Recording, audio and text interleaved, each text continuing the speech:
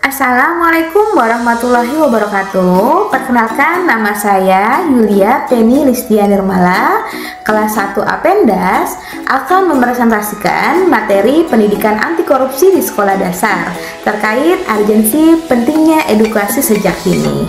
Video ini dipersembahkan sebagai pemenuhan tugas UAS, materi perkuliahan, problematika dan inovasi pendidikan dasar. Dipersilakan menyaksikan. Pendidikan dan korupsi. Pendidikan dan korupsi memiliki pengertian yang berbeda. Pendidikan adalah usaha sadar dan terencana terkait proses perkembangan kecakapan individu dalam sikap dan perilaku bermasyarakat. Jadi, dapat disimpulkan bahwa pendidikan adalah usaha yang direncanakan sebagai upaya untuk membentuk kemampuan kognitif, afektif, psikomotor yang baik untuk peserta didik. Sedangkan korupsi adalah suatu tindakan yang melanggar hukum, moral, atau etika untuk memperoleh keuntungan pribadi atau keuntungan kelompok dengan cara menyalahgunakan kekuasaan, jabatan, atau fasilitas yang dimiliki.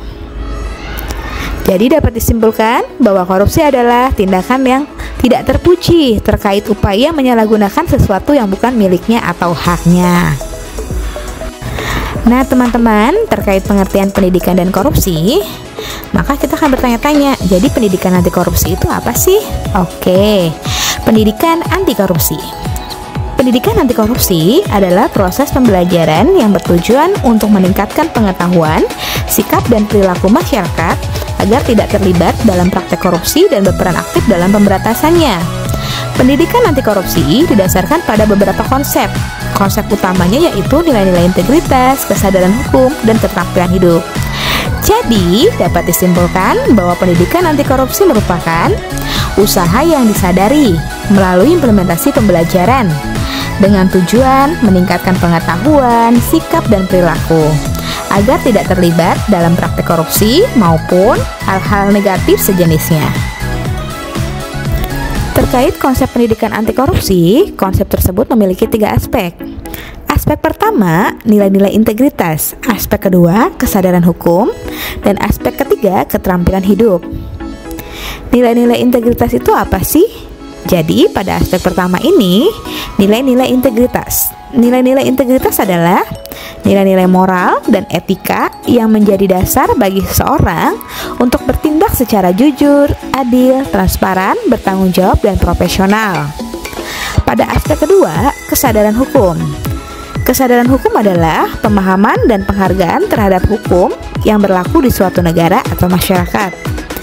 Dan aspek ketiga, keterampilan hidup. Keterampilan hidup itu apa sih? Jadi, keterampilan hidup itu adalah kemampuan yang diperlukan untuk menghadapi tantangan dan peluang dalam kehidupan sehari-hari. Nah, teman-teman, terkait nilai konsep pendidikan anti korupsi, terdapat nilai-nilai integritas. Nah, di sini saya akan menjelaskan 9 nilai integritas yang harus kita pahami dan terapkan sebagai contoh untuk anak-anak didik kita agar mereka paham dan menerapkannya dalam kehidupan sehari-hari. Nilai integritas yang pertama adalah kejujuran. Jujur itu apa sih? Oke, jadi jujur adalah sikap lurus hati, tidak berbohong, tidak curang, dan tulus serta ikhlas. Nilai yang kedua terkait tanggung jawab. Tanggung jawab adalah sikap berani mengakui kesalahan yang dilakukan karena juga amanah dan dapat diandalkan. Tanggung jawab ini terkait dengan konsep amanah dan dapat diandalkan. Selanjutnya ada nilai disiplin.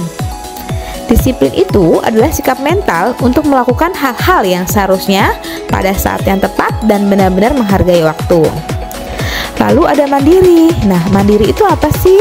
Jadi, mandiri itu dimaknai sebagai keadaan yang dapat berdiri sendiri, tidak bergantung pada orang lain. Lalu ada kerja keras.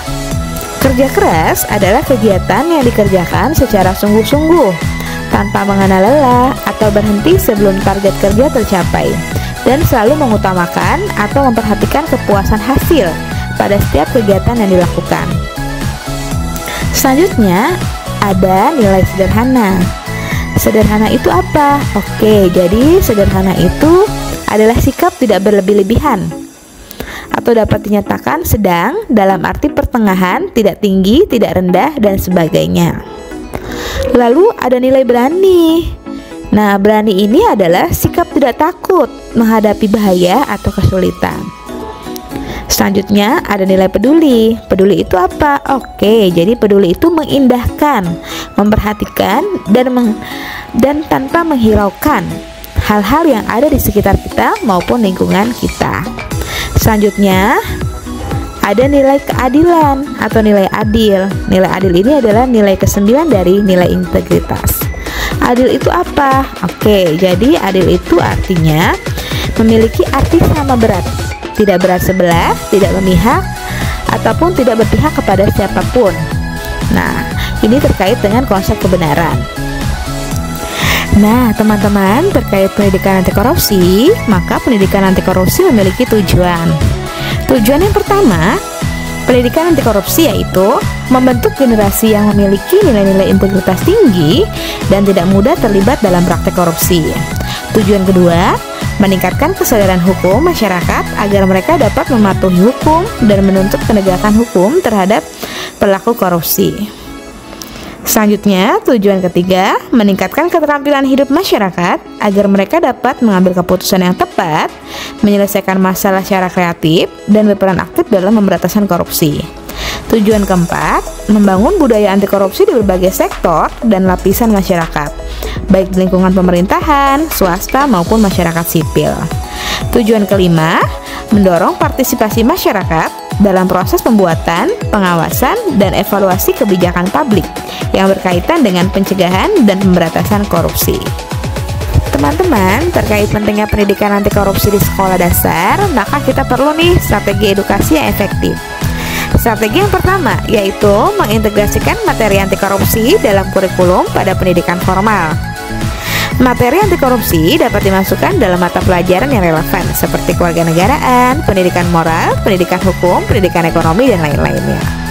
Selanjutnya, strategi kedua, melakukan sosialisasi dan edukasi anti korupsi di luar lingkungan formal. Sosialisasi dan edukasi anti korupsi di luar lingkungan formal dapat dilakukan dengan menggunakan berbagai media dan sarana yang dapat menjangkau masyarakat luas. Beberapa contoh media dan sarana yang dapat digunakan adalah buku, majalah, poster, spanduk, stiker, brosur, leaflet, komik, kartun, lagu, video, website, blog, sosial media, radio, televisi, dan lain-lain. Nah, teman-teman, mengapa pendidikan anti korupsi di sekolah dasar itu penting diedukasi sejak dini? Sebab edukasi terkait anti korupsi merupakan hal yang paling penting dalam pendidikan sebagai upaya sadar dan terlaksana untuk membentuk sikap dan moral yang baik yang diharapkan sesuai dengan hukum tatanan masyarakat dan agama. Pendidikan anti korupsi bertujuan untuk membiasakan perilaku-perilaku baik sejak dini. Hal itu diawali dengan menanamkan nilai-nilai kasih sayang, memenuhi kebutuhan-kebutuhan dasar anak, serta nilai-nilai dasar yang membentuk sikap individu peserta didik seperti jujur, disiplin, mandiri, tanggung jawab, kerja keras, peduli, dan tekun yang dibangun melalui proses internalisasi serta konstruktif. Nilai-nilai dasar ini mempengaruhi nilai-nilai kebersamaan, kepedulian, empati, respek, toleransi, dan amanah. Ini merupakan awal dari serangkaian upaya yang dilakukan secara terus-menerus hingga ke jenjang pendidikan berikutnya. Sekian video terkait pendidikan anti korupsi di sekolah dasar, pentingnya edukasi sejak dini yang saya tampilkan. Wassalamualaikum warahmatullahi wabarakatuh.